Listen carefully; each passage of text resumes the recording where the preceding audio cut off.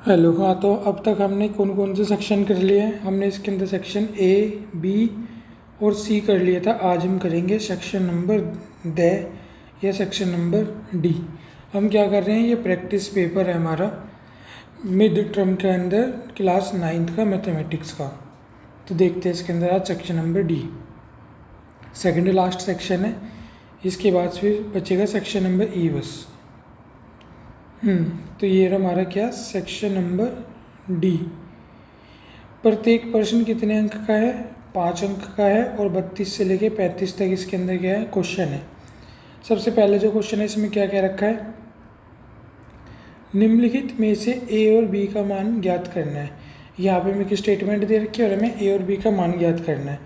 तो हमें क्वेश्चन देखते ही पता लग गया है कि जब यहाँ नीचे रूट वाली संख्या है, मतलब रेशनलाइजेशन करके, परिमेकरण करके ये सवाल होगा। तो ठीक है, करते हैं स्टार्ट फर्स्ट को। Question number 32। सवाल क्या है, 5 + 2√3 बटे में 1 मिनट होल्ड। तो हम कहाँ पे थे, 5 + 2√3 और आगे आ जाएगा 7 + 4√3। यहाँ पे हमें दिख रहा है हमें रेशनलाइजेशन करनी है, तो मल्टीप्लाई का निशान लगाएंगे। 7 - 4√3, साइन चेंज कर देते हैं। जब रेशनलाइजेशन होती है, बीच वाला यहाँ प्लस था तो हमने क्या कर दिया वहाँ पे माइनस, नीचे भी कर दिया 7 - 4√3। अब ऊपर तो हो गया 5 + 2√3 और यहाँ पे हो गया 7 - 4√3 बटे में ये हो गया 7 + 4√3 और 7 - 4√3। अब 5 की मल्टीप्लाई हमें किस में करनी है, 7 में। 5 7 जा 35, 5 की 4 में करेंगे तो 5 4 जा 20√3। इसी तरह 2 की 7 में करेंगे तो ये क्या हो जाएगा, 14√3। 2√3 की 4√3 में करेंगे तो हो जाएगा 2 4 जा 8√3 बटे में क्या आएगा, एक बार संख्या प्लस की एक बार माइनस की। 7 का स्क्वायर 49 - 4√3 का अगर स्क्वायर करेंगे तो हो जाएगा 4 4 जा 16 और 16 3 जा 48। अब यहाँ पे हमारे पास क्या बचा ये देखते हैं हम। ये हम ऊपर उतार लेते हैं 35। ये दोनों रूट वाली संख्या है, एक 20 माइनस का 14 प्लस का, तो ये क्या हो गया -6√3 माइनस, पहले से यहाँ क्या लिखा है एक गलती कर दी है हमने यहाँ पे। जब हमने यहाँ पे मल्टीप्लाई करी होगी 2√3 की मल्टीप्लाई 4√3 में करी होगी, तो 2 की 4 से मल्टीप्लाई होगी तो क्या आ गया 8। √3 की मल्टीप्लाई √3 से होगी तो ये क्या आ जाएगा 3 आ जाएगा यहाँ पे।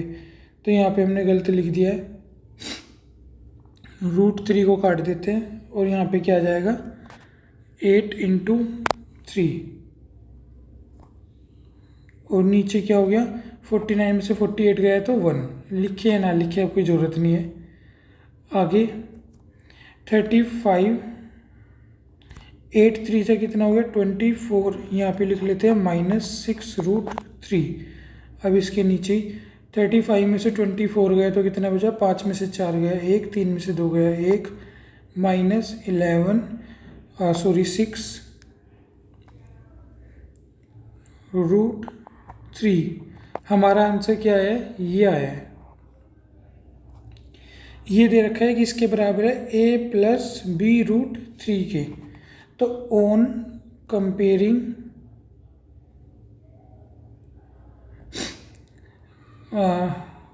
कंपेयरिंग द नंबर, संख्याओं को हिंदी में क्या लिखेंगे, संख्याओं को कंपेयर करने का मतलब है समानुपाती करने पर हमें क्या मिलेगा, यहाँ देख लेते हैं a + b√3 बराबर क्या आ रहा है 11 - 6√3।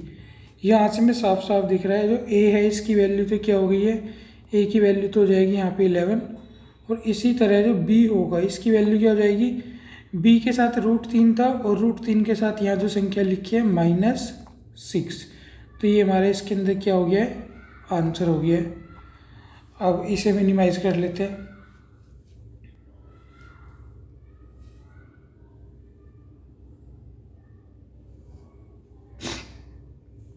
ये हमने इस क्वेश्चन को कर लिया मिनिमाइज।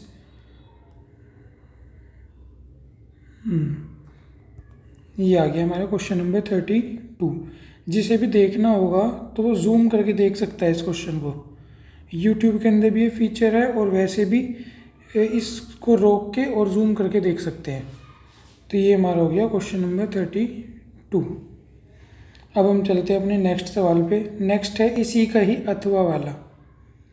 32 के अंदर ही क्या है, क्वेश्चन नंबर 32 अथवा वाला। क्या है क्वेश्चन? 4/216 की पावर है -2/3 प्लस 1/256 की पावर है, ये ब्रैकेट लगा हुआ है यहाँ पे, -3/4 प्लस 2/243 की पावर है -1/5। अब इसे कैसे लिखा जाएगा? 4 तो ऐसे कैसे ही लिख दिया हमने। 216 इसे हम क्या लिख सकते हैं, 6 की क्यूब मल्टीप्लाई में पहले से ही है 2/3।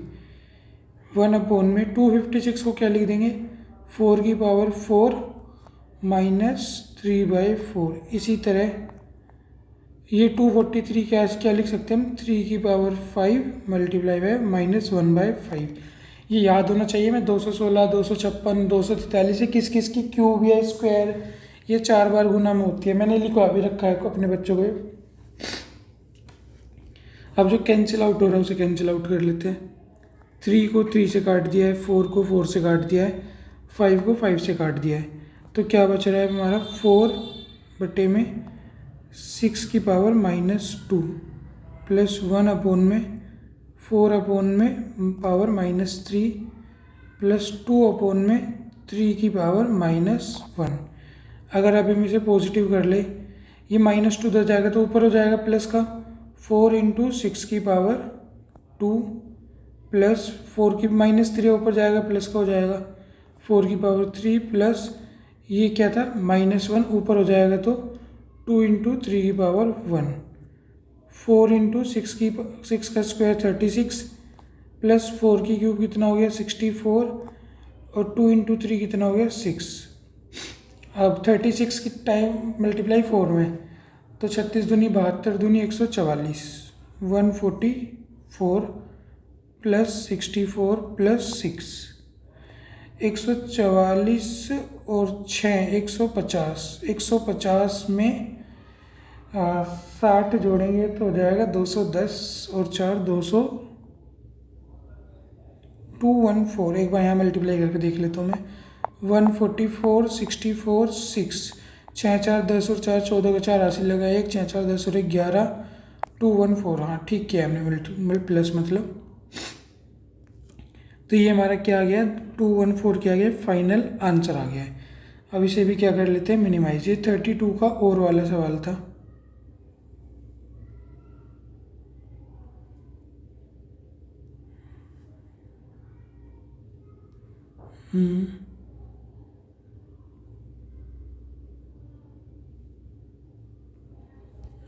ये वाला सवाल मैंने यहाँ कर दिया मिनिमाइज करके।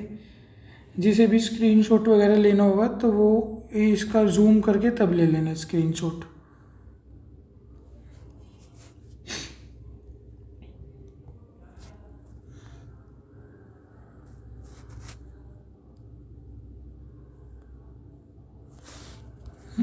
ये हो गया हमारा क्वेश्चन नंबर 32 का सेकंड भी, अथवा वाला भी, और ये भी हो गया। अब हम करते हैं क्वेश्चन नंबर 33।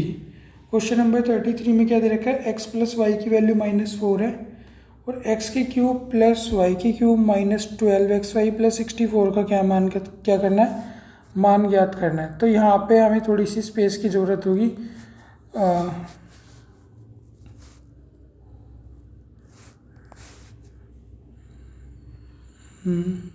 ड्राइंग पे कर लेते हैं। हमें क्या दे रखा है,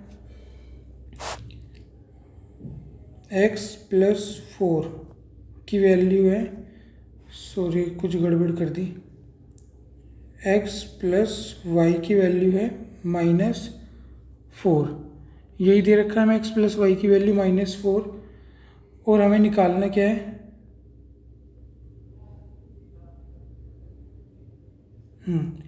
और हमें निकालना क्या है, हमें निकालना है x³ प्लस y³। क्या थी संख्या वो, 1 मिनट होल्ड करो, मैं एक बार संख्या देख लेता हूँ।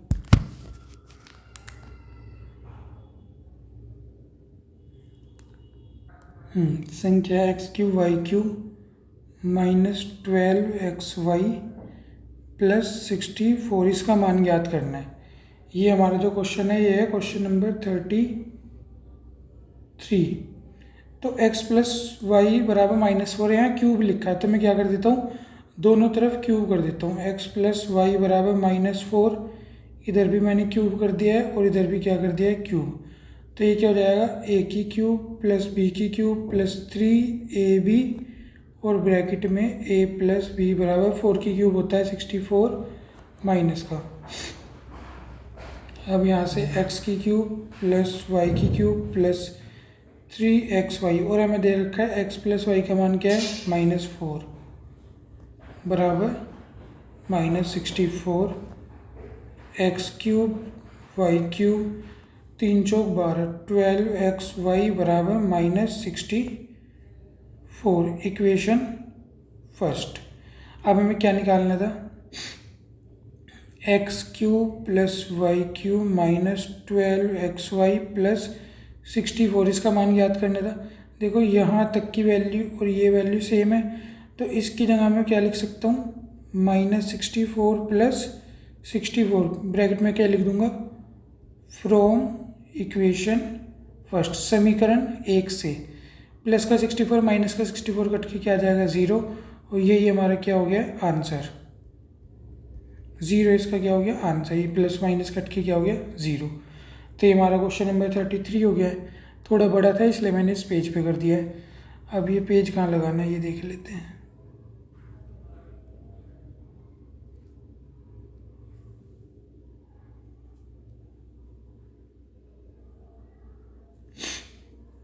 ये आ गया पेज भी। अब हमें क्वेश्चन नंबर क्या करना है, 35 करना है और 36 करना है। 2 क्वेश्चन हो रह गए, इनके लिए स्पेस है हमारे पास।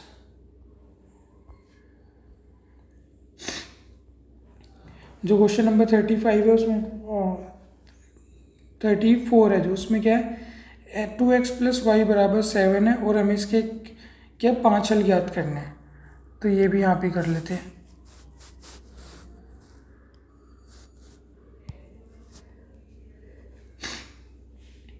यहाँ पे लिख लेते हैं, हमारा सवाल है क्वेश्चन नंबर 34,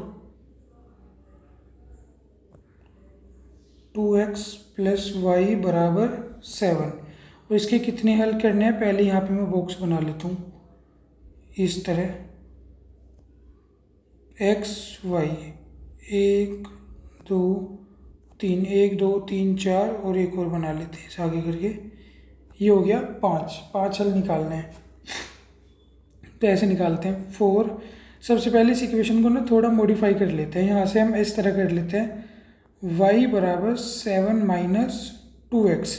मैंने जो सिखा रखा है ये इस तरह सिखा रखा है कि एक बार x की वैल्यू रखो और एक बार y की वैल्यू रखो, लेकिन अब हम इस दूसरे तरीके से करते हैं। यहाँ मैंने इस तरफ मॉडिफाई कर लिया। अब हम लिखते हैं क्या, 4x बराबर 0। अगर x की वैल्यू 0 रख दे तो y बराबर 7 माइनस 2x की जगह 0 लिख दिया। y बराबर 7 माइनस 0, y की वैल्यू क्या आ गई, 7। अगर हमने x की वैल्यू 0 रखी तो y की क्या आ गई, 7। 5 निकालने हैं, फिर लिखते हैं हम क्या, हिंदी में भी लिखूँ, अगर x बराबर 1 के लिए, अगर x की वैल्यू 1 हो तो क्या करेंगे, तो सेम y बराबर 7 माइनस 2, एक्स की जगह 1 लिखा, y बराबर 7 माइनस 2, y बराबर क्या हो गया, 5। अगर x की वैल्यू 1 रखते हैं तो y की वैल्यू क्या हो गई, 5 हो गई। अब तीसरा निकाल देते हैं, 4x बराबर 2, x बराबर 2 के लिए y बराबर 7 माइनस 2 वाई, एक्स की वैल्यू भी क्या लिख दिया हमने 2, वाई बराबर 7 माइनस 4, वाई बराबर क्या आ गया 3। अगर एक्स की वैल्यू 2 रखते हैं, वाई की वैल्यू क्या आ गई 3। अब निकाल लेते हैं 4 एक्स बराबर 4। तो सवाल है हमारा y बराबर 7 माइनस 2 और यहाँ पे वैल्यू आ गई 4, y बराबर 7 माइनस 4 दूनी 8, y बराबर कितना हो गया -1। अगर x की वैल्यू 3 कर दे, y की वैल्यू क्या हो जाएगी -8। एक और लास्ट 4x बराबर 5, y बराबर 7 माइनस 2x, y बराबर 7 माइनस 2x की जगह 5, y बराबर 7 माइनस 10, y बराबर कितना हो गया -3। तो अगर x की वैल्यू कहीं गड़बड़ कर दी, 1 मिनट रुक जाओ, मैंने x की वैल्यू 0 रखी तो 7 आया, 1 रखा तो 5 आया, 2 रखा तो 3 आया, और इसके बाद 3 नहीं रखा, सीधा 4 रख दिया। ले भाई, कुछ नहीं, वैल्यू चेंज हो गई तो हो गई।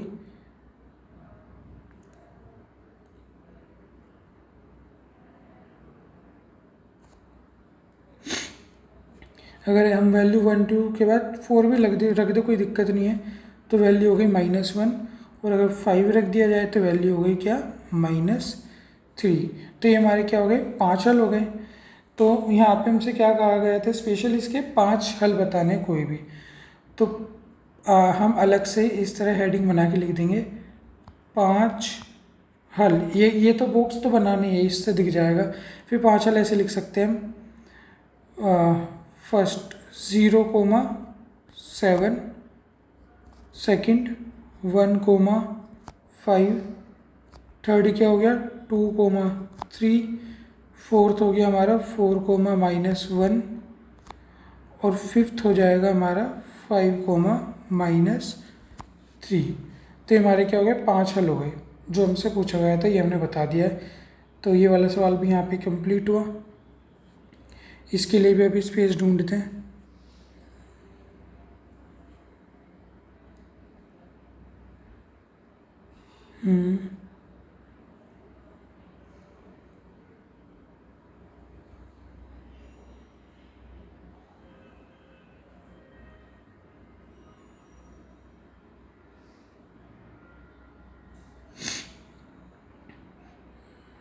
तो ये हमारा क्वेश्चन यहाँ पे सेट हो गया है।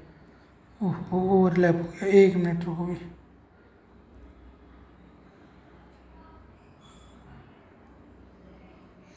एक मिनट।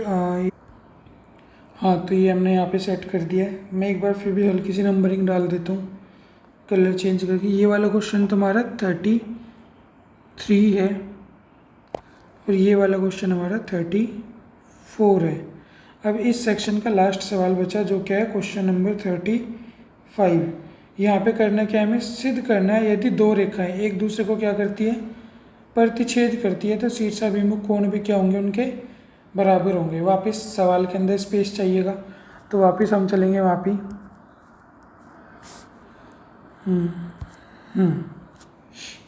यहाँ पे वैसे तो क्या करना है तुम्हें, गिवन अस लिखना है, जैसे क्वेश्चन नंबर 35 था।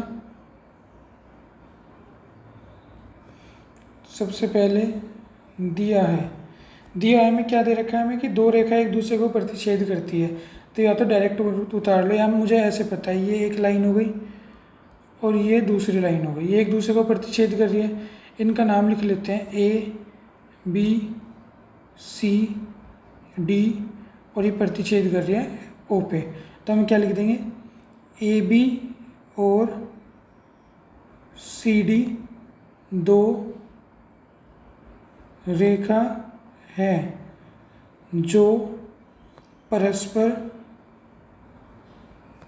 O पर प्रतिच्छेद कैसे लिखते हैं, ये प्रतिच्छेद करती है। ए बी और सी डी दो रेखाएं हैं जो परस्पर क्या ओ पर प्रतिच्छेद करती है। अब हमें इसके अंदर निकालना है, मैंने दूसरे फोन में क्वेश्चन निकाल रखा है हमारा। तो ये हो गया। अब हमें ये लिखा है तो शीर्षाभिमुख कोण बराबर होते हैं। अच्छा, ये लिखा है सिद्ध कीजिए कि यदि दो रेखाएं एक दूसरे को प्रतिच्छेद करती है, हमने करवा दिया है और ये मैंने लिख दिया। तो हमें सिद्ध करना है शीर्षाभिमुख कोण बराबर होते हैं, हमें सिद्ध करना है। तो लिख देते हैं सिद्ध करना है। सिद्ध करना क्या है? शीर्षाभिमुख कोण बराबर होते हैं। इंग्लिश में A B and C D are two lines. A B और सी डी दो लाइन है which intersect each other at O. To proof के अंदर क्या है? शीर्षाभिमुख कोण बराबर होते हैं तो vertical opposite angles are equal. शीर्षाभिमुख कोण को मैं नाम दे देता हूँ ताकि हमें थोड़ा आसान हो जाए। जैसे इसका नाम दे दिया मैंने एंगल 1, इसका 2, इसका नाम दे दिया एंगल 3 और इसका नाम दे दिया एंगल 4। तो हमें सिद्ध क्या करना है? एंगल 1 बराबर एंगल 3 के और एंगल 2 बराबर एंगल 4 के, ये हमें सिद्ध करना है। तो हम क्या करते हैं, अभी इसका हल देखते हैं। हल में हमें पता है we know A B is a straight line. A B क्या एक सीधी रेखा है? A B is a line या स्ट्रेट लाइन, एक ही बात है। हमें पता है ए बी एक लाइन है। अगर ए बी एक लाइन है पूरी तो इस पे एंगल 1 और 4 180 के होंगे। तो मैं ऐसे लिख सकता हूँ एंगल 1 प्लस एंगल 4 बराबर 180। इसी तरह इसके दूसरी तरफ जो दे रखा है एंगल 2 प्लस 3 ये भी किसके बराबर होगा? 180 के। सिमिलरली या इसी प्रकार C D is a line. C D is a line या स्ट्रेट लाइन। अगर सी डी एक स्ट्रेट लाइन है तो यहाँ पे भी ये क्या होगा? सी डी एक लाइन है तो एंगल 1 प्लस एंगल 2 ये भी किसके बराबर होगा? 180 के। मान लो मैंने इस इक्वेशन मान लिया फर्स्ट, इसे मान लिया सेकंड, इसे मान लिया थर्ड। अब मैं क्या करता हूँ, इक्वेशन 1 को थर्ड से कंपेयर करता हूँ। मैं लिखता हूँ यहाँ पे on comparing equation 1 and equation third. यह इक्वेशन 1 और 3 से हमें ज्ञात होता है क्या क्या ज्ञात होगा? दोनों 180 के बराबर है। तो मैं ऐसे लिख सकते हैं एंगल 1 प्लस एंगल 4 बराबर एंगल 1 प्लस एंगल 2। तो यहाँ से एंगल 1 से क्या कट जाएगा? एंगल 1 कट जाएगा। तो ये क्या आ गया? एंगल 4 बराबर एंगल 2। यही तो मैं सिद्ध करना था। एक काम तो हो गया है। इसी तरह या हिंदी में लिखेंगे इसी प्रकार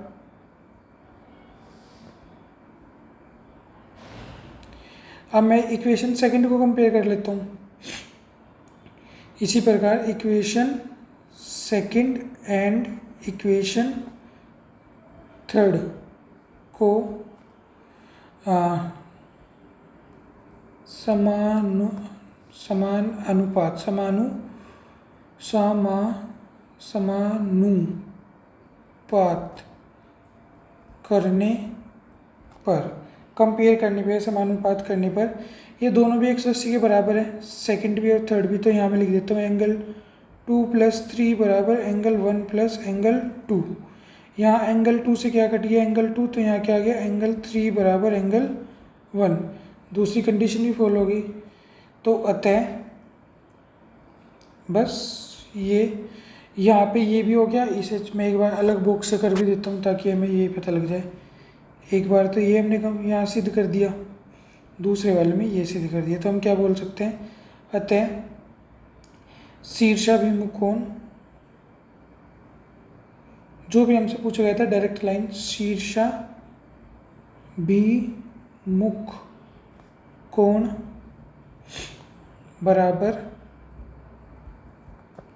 होते हैं। ये हमने करके दिखा दिया यहाँ पे और यहाँ पे। तो इन दोनों के बेस पे हम क्या बोल सकते हैं? शीर्षाभिमुख कोण क्या होते हैं? बराबर होते हैं। तो ये हमारा क्वेश्चन हो गया। इसे भी एडजस्ट करते हैं भाई।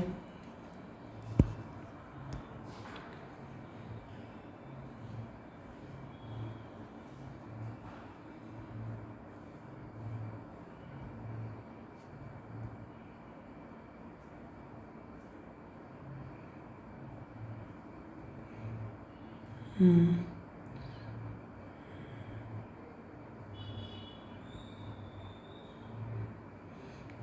हाँ ये आ जाएगा हमारा।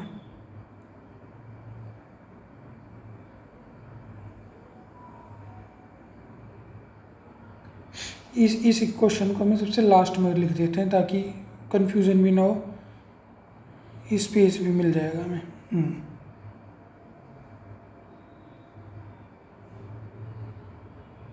ये हमने क्वेश्चन यहाँ सबसे लास्ट में कर दिया है और इसके ऊपर लिख देता हूँ मैं। क्वेश्चन नंबर क्या था? क्वेश्चन 35। ये सबसे लास्ट में लो, इससे भी ज़्यादा लास्ट में, ताकि कंफ्यूजन ही ना हो। और ये दिख भी जाएगा अब हमें।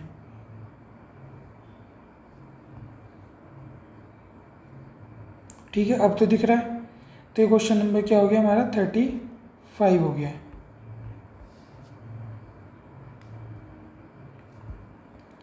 ये क्वेश्चन नंबर हमारा हो गया 35। जो सेक्शन सी था इसके भी हमने सारे कर लिए, 32, 33, 34, 35। एक बार दिखा देता हूँ सर। 35 तो सबसे लास्ट में हो गया, 32 ये रहा, अथवा वाला ये रहा, फिर 33 ये रहा, 34 ये रहा, 35 सबसे लास्ट में। तो ठीक है, ये वाला भी सेक्शन हमारा पूरा हो गया। अब हमारा लास्ट सेक्शन बचा है जो क्या है? सेक्शन नंबर ई। और इसके अंदर मात्र 3 सवाल है, 36, 37, 38। और ये और आसान है। एक एक नंबर क्या है, मतलब एक एक शब्द में हो जाएंगे। 2 नंबर का है, बहुत थोड़ी जगह में हो जाएगा, मतलब बहुत कम स्पेस लगेगा। इसी तरह जो 37 है, यहाँ पे क्या है, ये भी 1, 1, 2, तो एक एक नंबर का एक एक शब्द में हो जाएगा। और ये 2 नंबर का, ये थोड़ा बहुत बड़ा होगा, ज़्यादा नहीं होगा। इसी तरह 38 है, ये भी 1, 1, 2 नंबर का है, तो ये भी बहुत आसानी से हो जाएगा। तो अब कोई ज़्यादा बचा भी नहीं है, बस जो था सबसे लंबा सेक्शन यही था, 5 नंबर वाला। तो ठीक है, आज की वीडियो में इतना ही। Thank you so much.